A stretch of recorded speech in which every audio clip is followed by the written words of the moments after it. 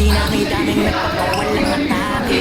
Kapag kailangan kong maghulog ng barya para madagdagan pa ang oras ko dito kung sakaling mabato man ako ng mabato. Pag sinabi ko na itigil ko na ko set-up yun para sa'yo, parang masakit ko rin parang mamasapan no.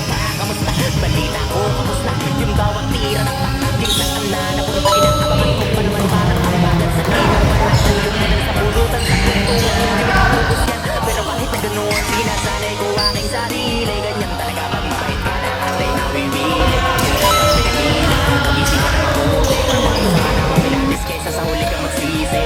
Naranasan ko na yan yung tipong walang pagkakataon na makakalahat. Dumating sa punto wala na rin malapit ang sarili ko. Nakakalagsalbi mo na sandigan. Ngayon walang may kapalan para sabihin sa'kin na itigil ko na yan. Sasasabihin nyo wala akong pakialam dahil nasimulan ko ito yung panahon.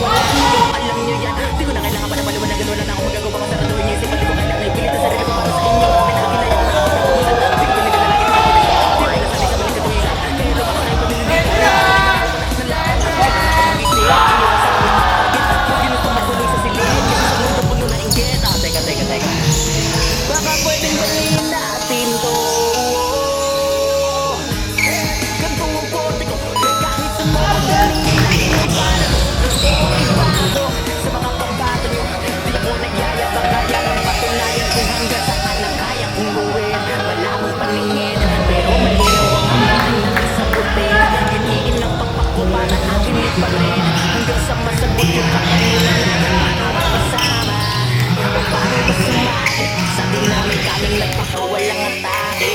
Kapag kailangan kong maghulog ng barya para madagdagan pa ang oras ko dito kung sakaling mabato man ako ng mabato.